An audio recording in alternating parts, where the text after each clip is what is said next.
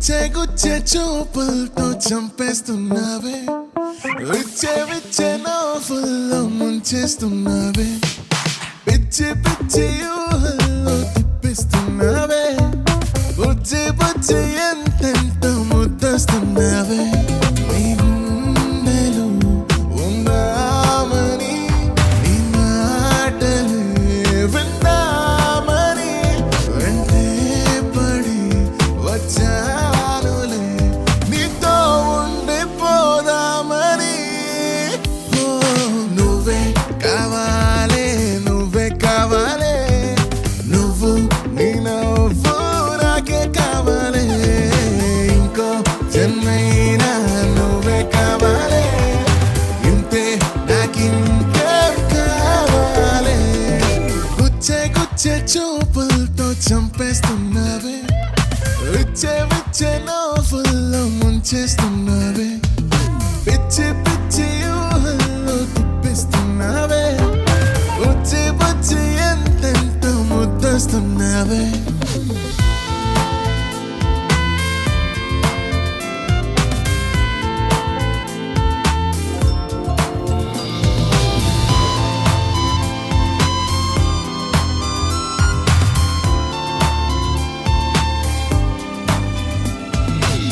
నువ్వు కోపగిస్తే ఎండా, మాట మంచుకుండా నువ్వు పూల వర్షాలే, అందుకే కాబుచ్చికొండా చిన్ని గుండె నిండా నిన్ను నింపుకున్నాలే.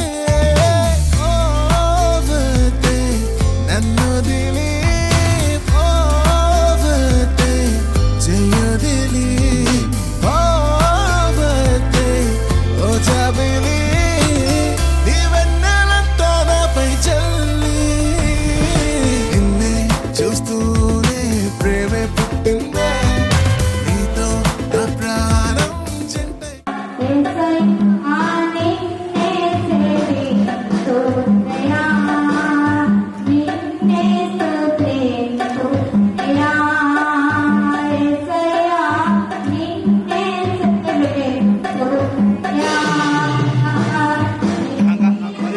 Ang mulia.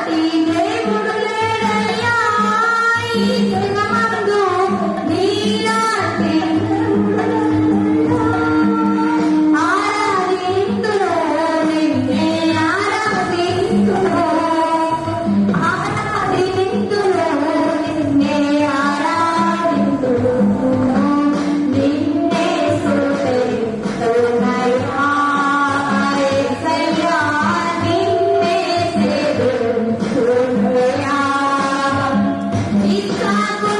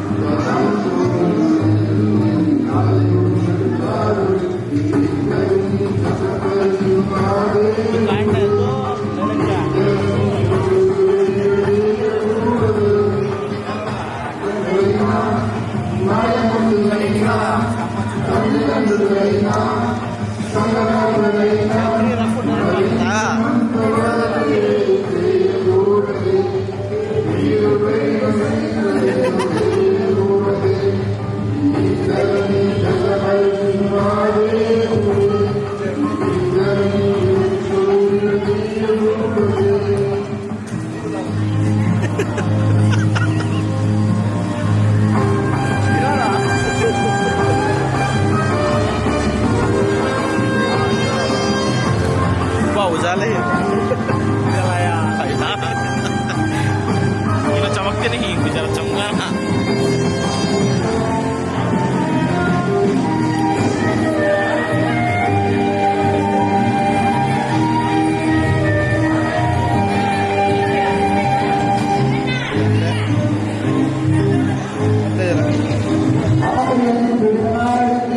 అసహించుకుంటారు అన్యాయం కలిగిస్తే సాక్షి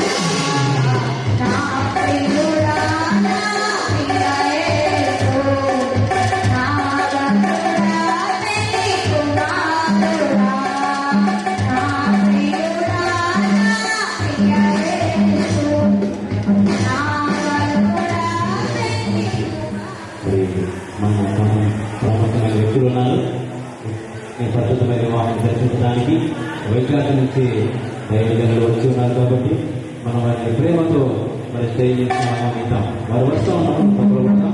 మరి కుటుంబంలో పరిచయం చేస్తున్నటువంటి మరి BOUY ప్రేమ కుమార్ గారు తీసుకురాగా మన మధ్య ఉన్నారు. వారు వస్తూ ఉండగా మనం కప్పలు పడతాం. అలాగే లోపలికి రావాల్సిన పొరపాటు మనం చేస్తా ఉన్నాను. బయట ఎక్కడ కూడా ఉండవచ్చండి. మరి వివాహము మరి జరిపించడానికి దైవజనులు మన మధ్య ఉన్నారు. సమయం ఆలస్యం అవుతా ఉంది. ఈ సమయాన్ని మన మధ్య ఉన్నటువంటి కోడూరులో పరిచయం చేసినటువంటి ప్రేమ కుమార్ గారు BOUY ప్రిన్సిపల్ గారు అనేక మందిని మరి పరిశీలిస్తూ చుట్టుపక్కల ప్రాంతాలలో దేవుని యొక్క జ్ఞానాన్ని బోధిస్తూ మన మధ్య ఉన్నారు.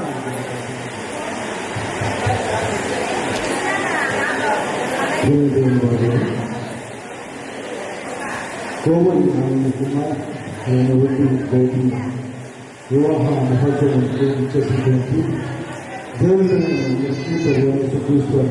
తెలియజేసుకుంటున్నాను. అలానే ఒక కార్యక్రమాన్ని జరిపించడానికి ఇచ్చేసినటువంటి బైబుల్ ఓపెన్ యూనివర్సిటీ ఇంటర్నేషనల్లో అసిస్టెంట్ డిప్యూటీ డైరెక్టర్గా పనిచేస్తున్నటువంటి దైవ సేవకుల గారికి ప్రత్యేకమైన వందనాలు తెలియజేసుకుంటున్నాను. భూమి దేవుడు వల్ల ఒక కార్యక్రమాన్ని ప్రారంభించుకున్నాం. మన మధ్యలో ఉన్నటువంటి మార్గ గురించి ప్రార్థించవలసిన కోరుతున్నాం. ఓకే, మరి ఈ సమయంలో పూర చిత్రంగా మరి స్టేజ్ మీదకి ప్రేమతో ఆహ్వానించుకున్నాం. ఈ కర్తాలతో మరి ఆనందాన్ని వ్యక్తపరచవలసిన కోరుతున్నాం.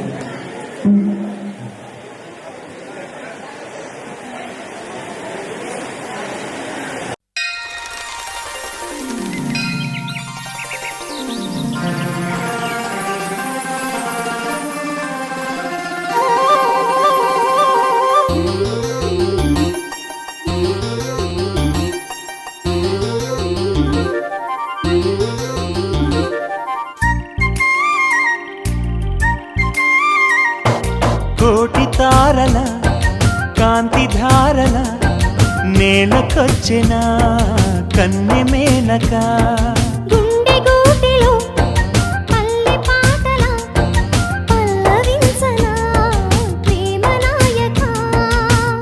ఎప్పుడమ్మా మధుమాసం ఎదురవదా మన కోసం చిలక రెక్కపై లగ్న పత్రిక రాయమన్నది గండు కోయిల. కోటి తారల కాంతి ధారల నేలకొచ్చిన కన్నె మేనక.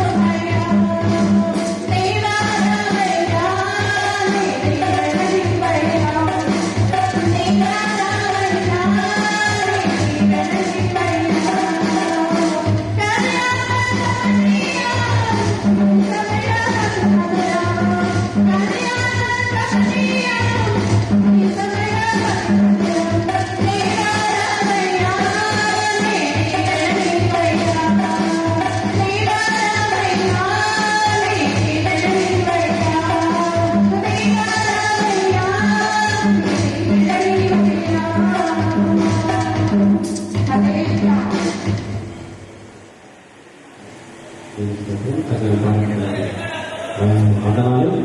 ఇప్పుడు నాయంద్ర మేనమావ వచ్చి ఒక చక్కటి మాట. ఈ భూమిని పుడుతున్నారు, వస్తున్నారు, తిరిగి మరణానికి వెళ్తున్నారు.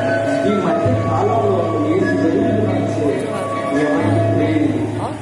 ఇది పెట్టేసే. కాబట్టి ఈ యొక్క పాటలను భావాన్ని గమనిస్తే మనిషి యొక్క జీవిత పరమాత్మని మనం గ్రహించగలం.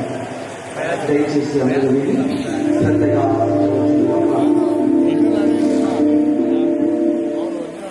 ఇది పెట్టేసే. ఇది పెట్టేసేదా రోజానే పెట్టేది. का नंबर है नंबर మీ నెంబర్ ఎప్పటి పంపిస్తాను. మీ నెంబర్ ఎప్పటి పంపిస్తాను. ఆయన ఫోన్ లిఫ్ట్ చేయడం ఎక్కడ ఉన్నాడు.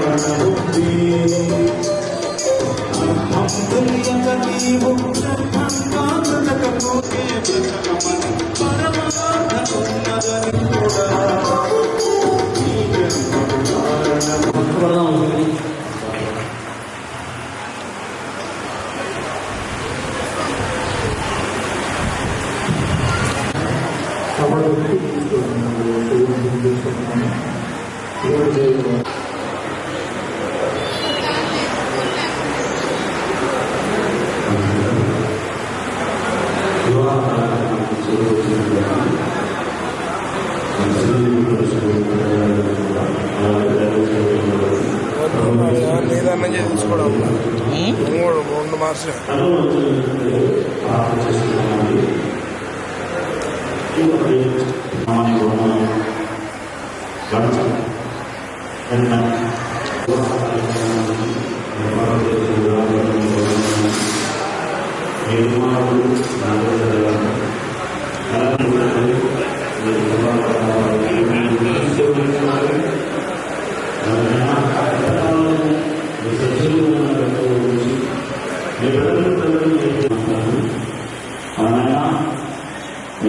కార్యక్రమాన్ని మీ కుమారుడిని మాటలు ప్రకటిస్తుండగా మీ కుమారునికి కావాల్సినటువంటి జ్ఞానము జ్ఞాపకశక్తిని పరిశుభాత్మని సహాయం దయచేసి మీ పిల్లలైనా నేటి దిన విశ్వాసమును కాపాడుకుంటూ మరునైనా మరణ పర్యంతం మరొక తండ్రి మీ అంటే మరొక తండ్రి ఈ కార్యక్రమంతటికి కుమారుడు ఆరక్షకుడు ప్రభువైన యేసుక్రీస్తు వారి పేరిట అద్భుతములను తండ్రి ఆమేన్. తండ్రి గడిచిన దినాలన్నింటిలో మీరు మాకు అపారమైన మేలులను అనుగ్రహించి దాంపత్య జీవితాన్ని ఉద్దేశించి కొన్ని మాటలు మరి తెలియకపోతే చేరవలసిన ప్రియులైన ప్రతి ఒక్కరిని మీరు జ్ఞాపకం చేసుకోండి. అందరికీ ఆత్మ సంబంధమైన మేలులను అనుగ్రహించండి.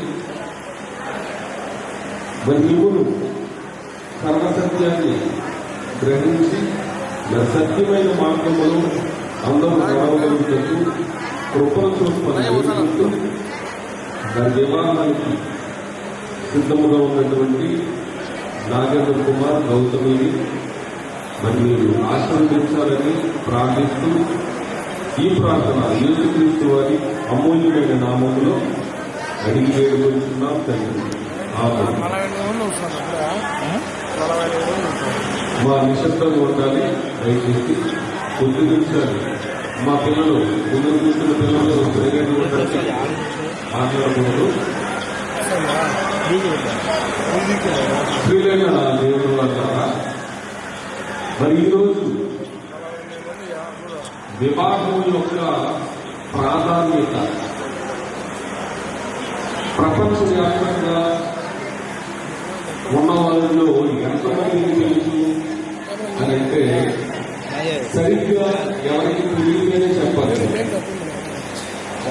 ప్రతి దేశంలో కూడా వివాహాలు జరుగుతూనే ఉన్నాయి. వివాహాలతో పాటు విడిపోవడానికి విడాకులు కూడా తీసుకోవడానికి రెడీ అయిపోతున్నారండి చాలా మంది. పెళ్ళైన రకరకాల సమస్యలు తలెత్తినప్పుడు మరి వాటిని ఎలా పరిష్కరించుకోవాలి, ఏ విధంగా వారి కాపురాన్ని సరిదిద్దుకోవాలనే ఆలోచన లేక జరుగుతుంది అంటే వివాహ బంధం యొక్క విలువ శరీర సంబంధమైన శ్రమలు కలుగును. చూడండి, వివాహం చేసుకున్నటువంటి వారికి, పెళ్లి కుమారుడికి పెళ్లి కుమార్తెకి వివాహం తర్వాత ఏమి సంబంధించినటువంటి శరీర సంబంధమైన శ్రమలు కలుగును. వివాహమైన తర్వాత నాగేశ్వర కుమారుడు గారి గౌరవించారు కానీ, లేదంటే మీరు చాలా మంది వివాహాలు చేసుకుంటున్నారు ఏంటంటే వివాహమైన తర్వాత ఏం జరగబోతుందో దేవుడు చెప్తున్నాడు. అట్టి వారికి శరీర సంబంధమైన శ్రమలు కలుగును. శరీర సంబంధమైన శ్రమలు అంటే బాధ్యతలు, ఒకరి మీద ఒకరికి అధికారం, ఒకరినొకరు సంరక్షించుకునే బాధ్యత, ఒకరినొకరు పోషించుకోవలసినటువంటి బాధ్యత. వివాహమైన తర్వాత పనులు పంచుకోవలసి ఉంటుందండి. పెళ్లి కూతురు పెళ్లి కుమారుడు కానీ పెళ్లి కుమార్తె కానీ మరి ఇంట్లో తల్లిదండ్రుల దగ్గర అల్లాదుగా పెరుగుతారు కదండి. ఇంట్లో ఏ పని చేయనివ్వరు పిల్లల్ని ఏ పని చేయనివ్వరండి. వాళ్ళు చేస్తారని వచ్చినా నువ్వు ఎందుకు ఉన్నగా చేసుకుంటాను, నువ్వు ఎందుకు చదువుకోను, లేదంటే ఏమైనా టీవీలో చూసుకో అని పిల్లలకి పెద్దగా పనులేని చెప్పరు, భారతమైన పనులేని చెప్పరు. వంట చేయడం కానీ, లేదా పట్టుకోవడం కానీ, లేదంటే పురుషులకైతే నువ్వు వెళ్ళి ఉద్యోగం చేసి సంపాదించి తీసుకురాలే కానీ భారమైన పనులని చెప్పరు. కానీ వివాహం అయిన తర్వాత వారికి బాధ్యతలు, పనులు పెరుగుతాయండి. భర్తను ఒడ్డు పెట్టాలి, కానీ ఇంటిలో ఉన్నప్పుడు అమ్మే అన్ని ఒడ్డు పెట్టించింది. కానీ ఇంటిలో పెళ్ళైన తర్వాత భార్య వంట చేయాలి. అప్పుడు ఆమెకి ఏమనిపిస్తుంది, మా ఇంట్లో ఉంటేనే బాగుంటే హాయిగా కాలు వేసుకుని కూర్చొని తినేదానికి మా అమ్మ శుభ్రంగా పెట్టేది అన్ని వంటేసి, ఇప్పుడేమో నేనే వంట చేయవలసి వస్తుంది, ఏంటి నాకు ఈ కర్మ. చూడండి, అనిపిస్తుంది కదా ఎవరికైనా పని చేయగలరు. అలాగే మరి భర్తలు కానీ భర్తకు సంబంధించిన పనులన్నీ చేస్తూ ఉండాలి. ఒకవేళ పిల్లలు పుట్టే పిల్లల్ని సాకాలి, వాళ్ళు పెంచాలి, వాళ్ళు రోజు స్నానం చేయాలి, వాళ్ళు ఇస్తే వాళ్ళు కడగాలి. అన్ని పనులు పెరిగిపోతాయి స్త్రీకి. కానీ పెరిగినా ముందు ఇలాంటి బాధ్యతలు ఉంటాయండి. ఇలాంటి పనులు చేయవలసిన అవసరం లేదు. కానీ వివాహం అయిన తర్వాత ఈ బాధ్యతలన్నీ గృహ పరిపాలన బాధ్యత అంటాడు దేవుడు బైబిల్లో. ఇంటిని కట్టుకునే బాధ్యత. అది ఆ బాధ్యతలో ఈ ఇంటిని శుభ్రం చేయడం కానివ్వండి, బట్టలు తోడడం కానివ్వండి, వంట చేయడం కానివ్వండి, ఎవరైనా అతిథులు వస్తే పెళ్లి కొడుకు తరఫు నుంచి కానీ పెళ్లి కుమార్తె తరఫు నుంచి కానీ బంధువులు ఎవరో సచివ మర్యాదలు చేయడం కానీ బోల్డ్ పనులు పెరిగిపోతాయి. ఈ పనులు చేసినప్పుడు వారికి ఏం కలుగుతుందంటే శరీర సంబంధమైన శ్రమ కలుగుతుంది. శరీర సంబంధమైన శ్రమ. అలాగే పురుషులు కూడా పెళ్లి కాకుండా హాయిగా తిరుగుతాడు ఫ్రెండ్స్ తో, సినిమాలకి కావాలంటే సినిమాలకి, లేదంటే ఎక్కడికి నడవాలంటే తిరగడం. రాత్రి 10, 11, 12 వచ్చి ఎవరు అడిగేవారు ఉండవు. కానీ పెళ్ళైన తర్వాత ఉద్యోగం చేయాలి, ఎందుకంటే భార్యను పోషించాలి. అది బోల్డ్ కోరికలు కోరుకుంటాడండి.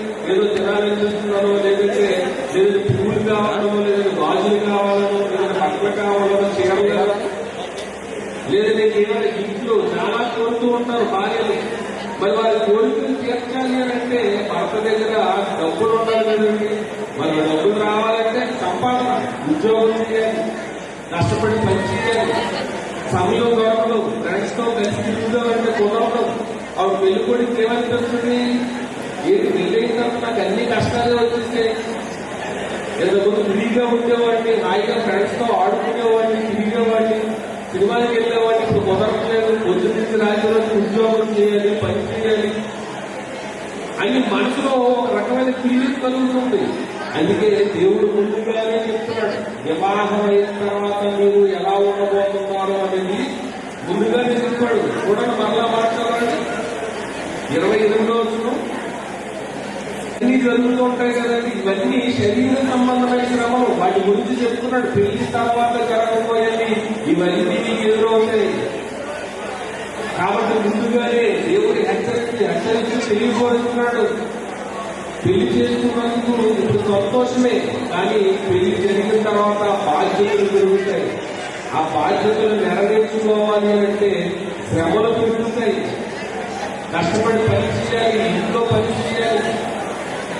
హాస్పిటల్ తీసుకెళ్ళేవాడు బోర్డు ఖర్చులు స్కానింగ్లో అని అంటారు. పెళ్లి కొడుకు ఎలాగైపోతుంది, నేను బోర్డు డబ్బులు ఖర్చు చేయకుండా వస్తున్నాయి. నేను ఎంత కష్టపడి సంపాదించుకున్నా చేతిలో వచ్చి అవ్వకుండా ఉండట్లేదు అని ఆలోచనలోకి వెళ్ళిపోయి నెగిటివ్ థాట్స్ వెళ్ళారు అనుకోండి, వారి మధ్య భేదాలు ఏర్పడతాయి. నేను చేసుకున్నప్పటి నుంచి నేను ఎలాగైపోయిందని పురుషుడు అంటాడు. నిన్ను చేసుకున్న తర్వాత నా బ్రతికి వెళ్ళిపోయింది, వంటింటి కూర్చొని అన్ని పోలేదు కానీ స్త్రీగారు కూడా బాధపడుకుంటారు. కానీ ఇలాంటివి సంభవిస్తాయి ప్రతి మనిషికి కూడా. ప్రతి భార్యాభర్త కూడా ఇవన్నిటిని ఎదుర్కొనవలసిందే అని దేవుడు బైబుల్లో చెప్తున్నాడండి. వివాహమైన తర్వాత మీకు శరీర సంబంధమైన శ్రమలు కలుగును, బాధ్యతలనే పెరుగుతాయి, పనులనే పెరుగుతున్నాయి. పెళ్లికి ముందు ఒకలా ఉంటాడు, పెళ్లి అయిన తర్వాత అన్ని బాధ్యతలే. వాటినన్నింటినీ నెరవేర్చాల్సిన అవసరత మీ ఇద్దరికి ఉంటుందని దేవుడు చెప్తున్నాడు. ఈ భూమి మీద వివాహం అయిన తర్వాత మీరు చాలా సంతోషంగా ఉన్నారని ఎవరికి చేసి చెప్పగలండి? ఏ భార్య మీద ఇప్పటి వరకు మాకు సమస్యలే లేదండి, ఇప్పటి వరకు మేము హాయిగా ఉన్నామని మాకు ఏ బాధ లేదు అని చెప్పుకోవడానికి ఒక్కరైనా ఉన్నారా? ప్రపంచవ్యాప్తంగా నాకు తెలిసి ఒక్కరు కూడా ఉండరండి. ఏదో ఒక సమస్య వస్తుంది, ఏదో ఒక ఇబ్బంది తలెత్తుతుంది. ఎందుకు ఈ మాట అంటున్నాను అంటే దాన్ని కూడా దేవుడు బైబిల్లో ముందుగా వ్రాయించాడు. ప్రతి మనిషి జీవితంలో కూడా ఏం సంబంధించిందో ప్రసంగి గ్రంథం 7వ అధ్యాయం 14వ వచనంలో చెప్తున్నాడు. చూడండి, ప్రసంగి గ్రంథము 7వ అధ్యాయం 14వ వచనం చదవబెట్టారు.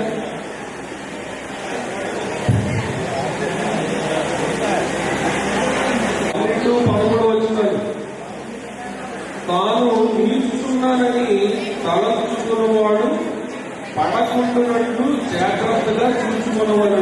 చూడండి, నిలబడిన ప్రతి వాడు ఏం చేయాలంట, నేను నిలబడి ఉన్నా నాకేం ప్రాబ్లం లేదని అనుకోవడానికి వీలేదంట. పడిపోకుండా ఉండాలని జాగ్రత్తగా చూసుకోమంటున్నాడు. మరి అలా జాగ్రత్తగా చూసుకున్నట్టు ఏం చేయాలని చూడండి చెప్తున్నాడు.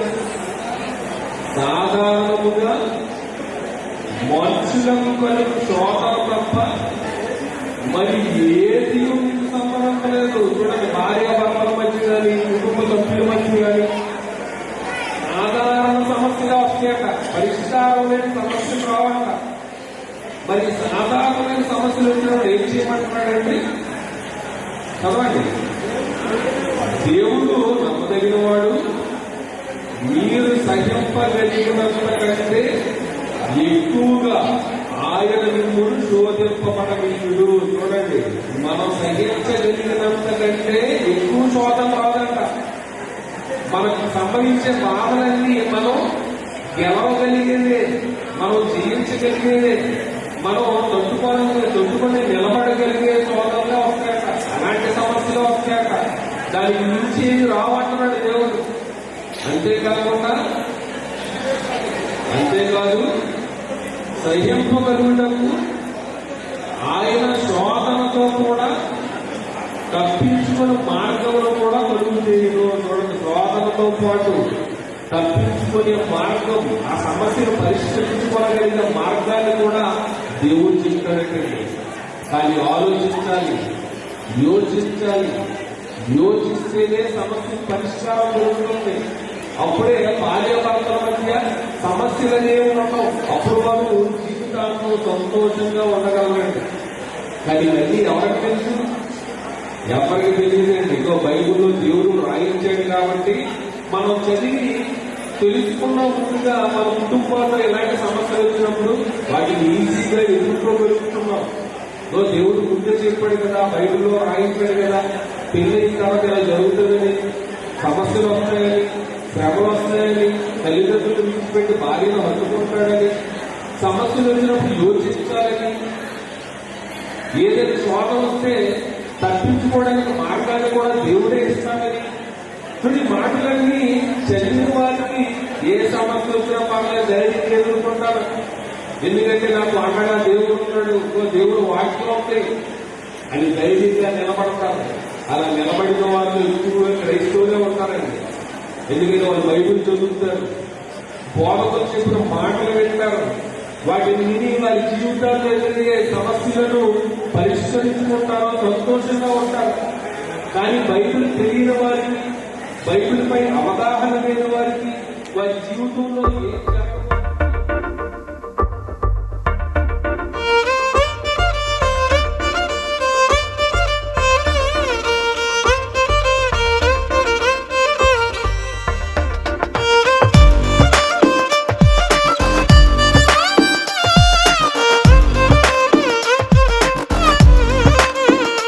అరెరే ఎక్కడ ఎక్కడ ఎక్కడ ఎక్కడ ఎక్కడ నా ప్రాణం, ఈ ప్రశ్నకు నువ్వేలే సమాధానం.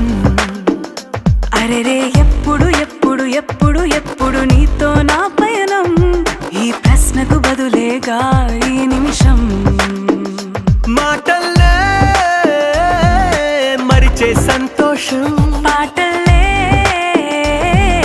మారింది ప్రతి క్షణం. అరెరే ఎక్కడ ఎక్కడ ఎక్కడ ఎక్కడ ఎక్కడ నా ప్రాణం, ఈ ప్రశ్నకు నువ్వేలే సమాధానం.